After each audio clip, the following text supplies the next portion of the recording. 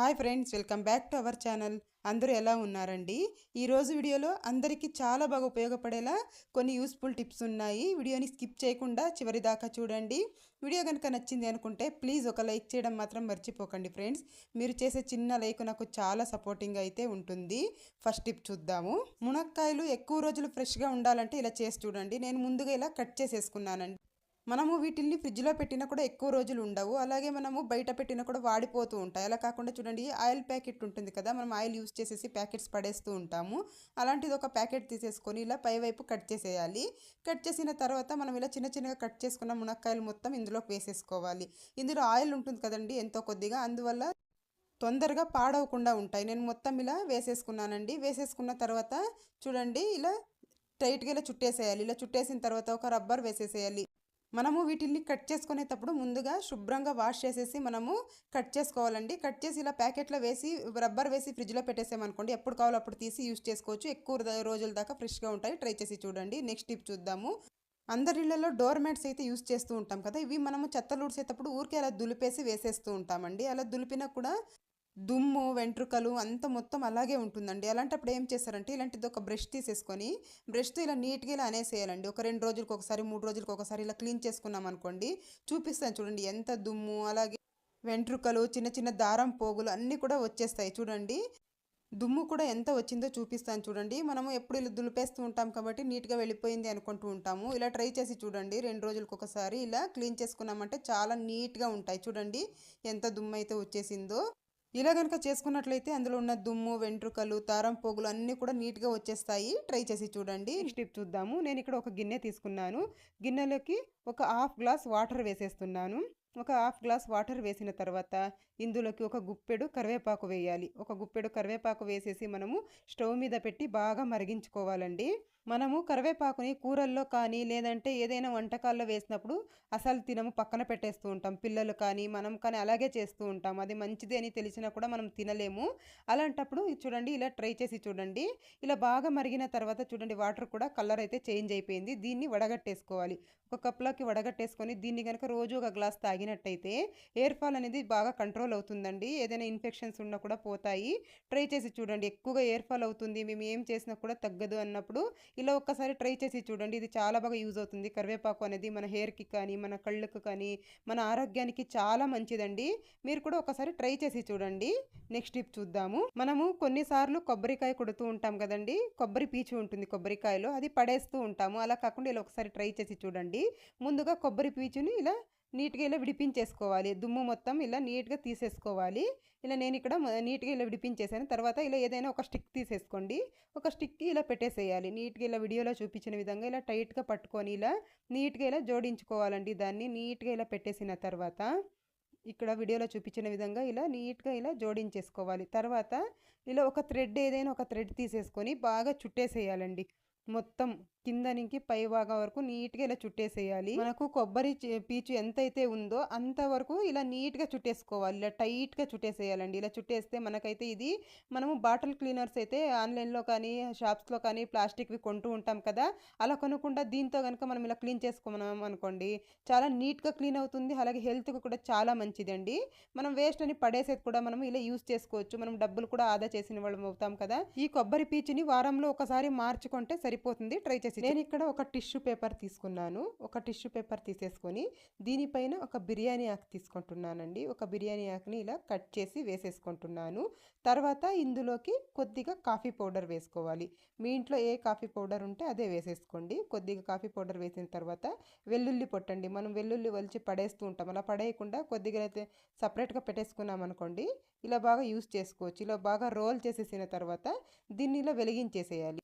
ఇలా వెలిగించేసుకున్న తర్వాత దీంట్లో మంచిగా పొగ వస్తూ ఉంటుంది. దీన్ని మనము ఇంట్లో అన్ని రూమ్స్లో కూడా దీన్ని ఇలా తీసుకెళ్ళాలండి. అన్ని రూమ్స్లోకి కూడా ఇలా పొగ వేసేసామనుకోండి, ఇప్పుడు వర్షాకాలం కదా, దోమలు ఎక్కువగా వస్తూ ఉంటాయి. అలా రాకుండా ఉండాలి అంటే ఇలా చేసి చూడండి. ఈవినింగ్ టైంలో ఇలా చేయాలండి. ఈవినింగ్ టైమ్స్లో ఇలా చేసామనుకోండి, అసలు దోమలు అనేవి ఉండవు. ఇంట్లో మంచి స్మెల్ వస్తూ ఉంటుంది. బిర్యానీ ఆకు కానీ, కాఫీ పౌడర్, వెల్లుల్లి పొట్టు అన్నీ వేసాం కదా, దోమలు కూడా రాకుండా ఉంటాయి. నెక్స్ట్ టిప్ చూద్దాము. నేను ఇక్కడ ఒక టమాటో తీసేసుకొని తురుముకుంటున్నానండి. మనం కొబ్బరి తురిమేది ఉంటుంది కదా, అందులో తురిమేసుకుంటున్నాను. ఎప్పుడైనా ఒక టమాటో 2 ఎండు టమాటాలు ప్యూరీ కావాలి అన్నప్పుడు మనము మిక్సీ జార్లో వేయలేము కదా, ఒక్కొక్కసారి కరెంటు కూడా ఉండదు. అలాంటప్పుడు ఇలా తురిమేసుకొని యూజ్ చేసుకోవచ్చండి. మంచి పేస్ట్ లాగా అయిపోతుంది. అలాగే మనకి తొక్క కూడా సపరేట్ అయిపోతుందండి. నేను ఇక్కడ ఒక టమాటా మొత్తం తురిమేసి తీసుకున్నాను. అందులోకి 1 స్పూన్ శనగపిండి వేసుకుంటున్నాను. తర్వాత ఒక హాఫ్ స్పూన్ తేనె వేసుకుంటున్నాను. ఇవి మొత్తం బాగా కలిపేసుకోవాలి. ఇవి బాగా మిక్స్ అయ్యేలాగా నీట్గా ఇలా కలిపేసుకున్నానండి. ఇది దేనికంటే ఇప్పుడు ఎండాకాలం కదండి, మనం ఎప్పుడైనా బయటికి వెళ్ళి వచ్చామంటే ట్యాన్ అయిపోతూ ఉంటాం ఎక్కువగా. అలాంటప్పుడు దీన్ని చేతులకు అలాగే ఫేస్కి అంతా కూడా పట్టించేసేయాలి. ఇలా బాగా పట్టించేసి ఒక 10 నిమిషాలు వదిలేసేయాలండి. మనము బయటికి వెళ్ళినప్పుడు వాచ్ పెట్టుకుంటూ ఉంటాం కదా చేతికి, ఇలా ప్యాచ్ లాగా అయిపోయి ఉంటుంది ఒక్కొక్కసారి. అలాంటప్పుడు కూడా ఇలా ట్రై చేసి చూడండి. ఇలా నీట్గా చేతులకు ఫేస్కి మొత్తం ఇలా పట్టించేసేయాలి. ఇలా పట్టించేసి ఒక 10 నిమిషాలు వదిలేసేయాలండి. బాగా ఇలా స్క్రబ్ చేసుకోవాలి కొద్దిసేపు. ఒక 10 నిమిషాల తర్వాత వాష్ చేసి చూపిస్తాను చూడండి. మనకు ట్యాన్ మొత్తం వెళ్ళిపోయి మంచి గ్లోయింగ్ స్కిన్ అయితే ఉంటుంది. ట్రై చేసి చూడండి. మనకి అన్నీ కూడా ఇంట్లో ఉన్నవే కాబట్టి మనకు ఎటువంటి సైడ్ ఎఫెక్ట్ కూడా ఉండదు. ట్రై చేయండి. నెక్స్ట్ టిప్ చూద్దాము. క్యారెట్ ఎక్కువగా తెచ్చేస్తూ ఉంటాం కదా, ఇది ఫ్రిడ్జ్లో పెట్టినా కూడా తొందరగా కుళ్ళిపోతూ ఉంటుంది. అలాంటప్పుడు ఏం చేయాలంటే ముందుగా క్యారెట్ని ఇలా వీడియోలో చూపించిన విధంగా నీట్గా కట్ చేసేసుకోవాలండి. ఇలా కట్ చేసేసుకొని ఏదైనా కుళ్ళిపోయినది ఉన్నా కూడా తీసేసేయాలి. ఇలా కట్ చేసుకున్న తర్వాత మనం ఒక పాలిథిన్ కవర్లో కానీ లేదంటే జిప్లాక్ కవర్స్ ఉంటే జిప్లాక్ కవర్స్లో కానీ పెట్టేసుకోవాలి. నా దగ్గర జిప్లాక్ కవర్స్ లేదు కాబట్టి నేను పాలిథిన్ కవర్లో పెట్టేశాను. ఇలా పెట్టేసి నీట్గా ఇలా హెయిర్ లేకుండా నీట్గా చుట్టేసి మనము దీన్ని ఫ్రిడ్జ్లో కనుక పెట్టేసామనుకోండి ఎక్కువ రోజుల దాకా కుళ్ళిపోకుండా ఫ్రెష్గా ఉంటుంది. ట్రై చేసి చూడండి. నెక్స్ట్ టిప్ చూద్దాము. మనము ఇలాంటి పట్టు చీరలు ఫంక్షన్స్కి వేర్ చేస్తూ ఉంటాం కదండి, వీటిల్ని మనము కొద్దిసేపు కట్టుకున్నా కూడా ఇప్పుడు ఎండాకాలం కదండి, చెమట వాసన వచ్చేస్తూ ఉంటుంది. అలాంటప్పుడు ఏం చేస్తారంటే వీటిల్ని శారీస్ కానీ బ్లౌజ్ కానీ ఏదైనా కానీ చూడండి, పౌడర్ ఉంటుంది కదా, టాల్కమ్ పౌడర్ తీసేసుకోండి. ఇంట్లో ఏది యూజ్ చేస్తే అది తీసేసుకొని కాస్త ఇలా స్ప్రెడ్ చేసేసేయాలి. ముందుగా ఎండలో వేయాలండి. ఒక 1 అవర్ ఎండలో వేసేసి మనము తర్వాత ఇలా మొత్తం ఇలా పౌడర్ అయితే చెల్లేసుకోవాలి. ఇలా కాస్త ఇలా పౌడర్ జల్లేసిన తర్వాత ఇలా వీడియోలో చూపించిన విధంగా చేత్తో ఇలా అనేసేయాలండి. ఇలా ఇలా అన్న తర్వాత మనము ఫోల్డ్ చేసేసి పెట్టేసుకున్నాం అనుకోండి, బ్యాడ్ స్మెల్ రాకుండా ఉంటుంది. అలాగే వీటిల్ని మనం ఎప్పుడో ఒకసారి యూజ్ చేస్తాం కాబట్టి ఘాటు స్మెల్ వస్తూ ఉంటాయి. అలాగే చిన్న చిన్న పురుగులు కూడా తిరుగుతూ ఉంటాయండి ఒక్కొక్కసారి ఎక్కువ రోజుల దాకా అలాగే పెట్టేస్తే. అలాంటి ప్రాబ్లమ్స్ లేకుండా ఉంటుంది. ట్రై చేసి చూడండి. నెక్స్ట్ టిప్ చూద్దాము. నేను ఇక్కడ ఒక గిన్నె తీసేసుకున్నానండి. నిమ్మ తొక్కలు ఉంటాయి కదా, మనం వాడి పడేస్తూ ఉంటాం, అలాంటివి తీసేసుకున్నాను ఒక 2. తర్వాత కొద్దిగా నిమ్మరసం కూడా కావాలండి. నేను ఇక్కడ ఒక హాఫ్ చెక్క నిమ్మకాయ మిగిలిపోయి ఉంటే అది నిమ్మరసం తీసేసుకున్నాను. తర్వాత కొద్దిగా పసుపు వేసానండి. తర్వాత వంట సోడా వేసేసాను. తర్వాత ఒక హాఫ్ గ్లాస్ వాటర్ వేసేసుకోవాలి. తర్వాత ఇందులోకి ఏదైనా డిష్ వాష్ లిక్విడ్ ఉంటే కొద్దిగా వేసేసుకోండి. కొద్దిగా అయితే సరిపోతుంది. తర్వాత మొత్తం నిమ్మకాయల్ని ఇలా తొక్కలు మొత్తం బాగా ఇలా పిండేసుకోవాలండి. చేత్తో ఇలా అనేసామంటే అందులో ఉన్న రసం మొత్తం ఇందులోకి వచ్చేస్తుంది. నేను మొత్తం బాగా ఇలా పిండేసుకున్న తర్వాత వీటిల్ని తీసి పడేద్దామండి. ఇవేం అవసరం లేదు మనకు. ఒక మంచి లిక్విడ్ అయితే రెడీ అయిపోయింది. నేను ఒక గిన్నెలోకి కొద్దిగా తీసి పక్కన పెట్టేసుకుంటున్నాను. ఇది దేనికి యూస్ చేస్తాను కూడా తర్వాత చూపిస్తాను. ముందుగా దీన్నైతే మనము గిన్నెలు తోముకోవడానికండి. ఎప్పుడైనా చికెన్ కానీ మటన్ కానీ ఏదైనా వండినప్పుడు కానీ మసాలా స్మెల్ ఎక్కువగా ఉన్నప్పుడు ఫిష్ కానీ ఇలాంటిది వండుతూ ఉంటాం కదా, అలాంటప్పుడు ఒక్కొక్కసారి ఎక్కువగా స్మెల్ వచ్చేస్తూ ఉంటాయి. అలాంటప్పుడు ఇలా చేసి చూడండి, తళతళ మెరిసిపోతూ ఉంటాయండి గిన్నెలు అనేవి. అలాగే నీచు వాసన వస్తూ ఉంటుంది కదా, అలా కూడా రాకుండా ఉంటుందండి. చూడండి, నేను ఇప్పుడు వాష్ చేసి చూపిస్తాను ఎంత నీట్గా క్లీన్ అయిపోయాయో. అసలుకి ఎక్కువగా జిడ్డు ఉన్న గిన్నెలు కూడా అంతేనండి, చాలా నీట్గా జిడ్డు మొత్తం వదిలిపోతుంది. చూడండి ఎంత నీట్గా క్లీన్ అయిపోయిందో ప్లేట్ అయితే. ఎప్పుడైనా నాన్ వెజ్ వండినప్పుడు ఇలా ట్రై చేసి చూడండి. నెక్స్ట్ టిప్ చూద్దాము. మనం ముందుగా పక్కన తీసి పెట్టాం కదండి, దీన్ని అయితే స్టవ్ క్లీన్ చేసుకోవడానికి కూడా యూజ్ చేసుకోవచ్చు. ఇలా ఒక స్ప్రే బాటిల్ ఉంటే స్ప్రే బాటిల్లో వేసేసి స్ప్రే చేసుకొని ఒక క్లాత్తో తుడిచేసుకుంటే సరిపోతుంది. స్ప్రే బాటిల్ లేదంటే ఇలా కాస్త ఈ వాటర్ మొత్తం ఇలా స్ప్రింకల్ చేసేసి ఒక క్లాత్తో తుడిచేస్తే చాలండి, చాలా నీట్గా క్లీన్ అయిపోతుంది స్టవ్. అలాగే స్టవ్ వెనకాల కూడా ఇలా క్లీన్ చేసేసుకున్నామంటే చిన్న చిన్న బుద్ధింకలు ఇలాంటివి తిరుగుతూ ఉంటాయి కదా, ఇలాంటివి ఏవి రాకుండా ఉంటాయి. ట్రై చేసి చూడండి. ఎవరైతే ఎక్కువగా డాండ్రఫ్ ఉంది అని బాధపడుతూ ఉంటారో వాళ్ళైతే ఈ టిప్ ఫాలో చేసి చూడండి. ముందుగా నేను ఇక్కడ ఒక బౌల్లోకి కొద్దిగా కొబ్బరి నూనె తీసేసుకున్నానండి, 1 స్పూను. తర్వాత ఒక అరచక్క నిమ్మకాయ అయితే పిండేసుకున్నాను. ఇవి 2 బాగా ఇలా మిక్స్ చేసేయాలి. బాగా ఇలా కలిసేలాగా బాగా ఇలా మిక్స్ చేసేసుకున్న తర్వాత దీన్ని మనము తలకి పట్టించేయాలండి. దీన్ని తలకి పట్టించేసి ఒక 1 అవర్ వదిలేసి తలస్నానం చేసుకుంటూ ఉన్నట్లయితే, వారానికి ఒకసారి 2 సార్లు ఇలా చేస్తూ ఉన్నట్లయితే డాండ్రఫ్ మొత్తం వెళ్ళిపోతుంది. ట్రై చేసి చూడండి. నెక్స్ట్ టిప్ చూద్దాము. కొంతమంది గోధుమ పిండి ప్యాకెట్స్ కాకుండా లూజ్ కొనుక్కొస్తూ ఉంటారు. అలాంటప్పుడు దీంట్లో ఏదైనా మైదా కలిసిందా, ఇప్పుడంతా ఎక్కువగా కల్తీ వస్తూ ఉంటుంది కదండి, మైదా ఏమైనా కలిసిందా అనేసి ఎలా టెస్ట్ చేసుకోవాలనేది చూపిస్తాను. నేను ఇక్కడ గోధుమ పిండి తీసేసుకున్నానండి. ముందుగా ఇలా గోధుమ పిండి తీసేసుకొని స్టవ్ వెలిగించి ఒక కడాయి అయితే పెట్టేసుకోవాలి. పెట్టుకున్న తర్వాత ఒక్క స్పూన్ గోధుమ పిండి వేసేసేయాలి. ఇలా వేసి ఒక 5 నిమిషాలు మనం ఇలా ఫ్రై చేస్తూ ఉన్నట్లయితే గోధుమ పిండి అయితే ఇలాగే ఉంటుందండి, కొంచెం కూడా కలర్ అనేది చేంజ్ అవ్వదు. మైదా ఏమైనా మిక్స్ అయింది అనుకోండి, ఇది బ్రౌన్ కలర్లోకి చేంజ్ అయిపోతుంది. అప్పుడు మనకు తెలిసిపోతుందండి. ఒక 5 మినిట్స్ ఇలా వేయిస్తే సరిపోతుంది. ఇదైతే కొంచెం కూడా కలర్ అనేది చేంజ్ అవ్వలేదు. ఇలా ఎప్పుడైనా తెచ్చినప్పుడు ట్రై చేసి చూడండి. ఈ టిప్ కూడా చాలా బాగా యూజ్ అవుతుంది. ఇప్పుడు సమ్మర్ వచ్చేసింది కదండి, మనం ఎక్కువగా తెచ్చుకునేది అంటే నిమ్మకాయలు. ఇవి తెచ్చేసి అలాగే పెట్టేసాము అనుకోండి, తొందరగా వాడిపోతూ ఉంటాయి. ఫ్రిడ్జ్లో పెట్టినా కూడా ఎక్కువ రోజులు ఉండవు. అలాంటప్పుడు ఏం చేస్తారంటే ఇలా న్యూస్ పేపర్ తీసేసుకోండి. ఇలా చిన్న చిన్నగా కట్ చేసి తీసుకున్నాను. ఇలా ఒక 4 ముక్కలు తీసుకున్నానండి. మీ దగ్గర ఎన్ని నిమ్మకాయలు ఉంటే అన్ని తీసేసుకొని ఇలా చుట్టేసేయండి. నిమ్మకాయలని ఇలా టైట్గా ఇలా చుట్టేసేయాలండి. న్యూస్ పేపర్లో పెట్టేసి ఇలా మొత్తం ఇలా చుట్టేసుకోవాలి. ఇలా అన్నీ కూడాను ఇలా చుట్టేసుకొని ఇలాంటి ఏదైనా ఒక బాక్స్ ఉంటే బాక్స్లో వేసేసుకోండి. ఇలా ఒక బాక్స్లో వేసి మూత పెట్టి మనం ఫ్రిడ్జ్లో కనుక పెట్టేసుకున్నాము అనుకోండి, ఎక్కువ రోజుల దాకా ఫ్రెష్గా ఉంటాయండి. ఇప్పుడు సమ్మర్ కదా, ఎక్కువగా తెచ్చినప్పుడు ఇలా ట్రై చేసి చూడండి. నెక్స్ట్ టిప్ చూద్దాము. ఇలాంటి బ్యాగ్స్ అయితే మనకు వస్తూ ఉంటాయి కదండి. ఇప్పుడు వెజిటేబుల్స్ కొన్నా, ఫ్రూట్స్ కొన్నా కూడా ఇస్తూ ఉంటారు. ఈ వేస్ట్ అని మనం పడేస్తూ ఉంటాం. అలా కాకుండా నేను ఇక్కడ ఒక బ్యాగ్ తీసేసుకున్నాను. ఇందులోకి వెల్లుల్లి కానీ, కొబ్బరి కానీ ఇలా వేసి పెట్టేసామనుకోండి, చాలా రోజుల దాకా పాడవకుండా ఫ్రెష్గా ఉంటాయండి.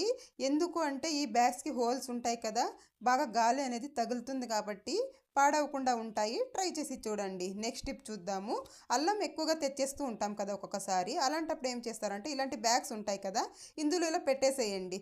ఇలా పెట్టేసి మనము దీన్ని ముడి వేసేసి బట్టలు ఆరబెట్టుకునే దారం ఉంటుంది కదండి, మనకు తంతి కట్టుకొని ఉంటాం కదా బట్టలు ఆరేసేదానికి, దానికి గనుక ఇలా కట్టేసామనుకోండి, ఒక 2-3 రోజులు అక్కడే వదిలేసామంటే ఇది బాగా ఎండుకోపోతుందండి.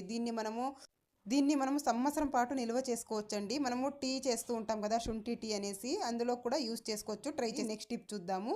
ఇలాంటి చేపలు యూస్ చేస్తూ ఉంటాం కదా, ఇవి కింద వేయడం వల్ల తొందరగా ఇవి మురికి అయిపోతూ ఉంటాయి. వీటిల్ని ఈజీగా ఎలా వాష్ చేసుకోవాలో చూద్దాం. ముందుగా ఒక బకెట్లోకి నేను కొద్దిగా సర్ఫ్ వేసేస్తున్నాను.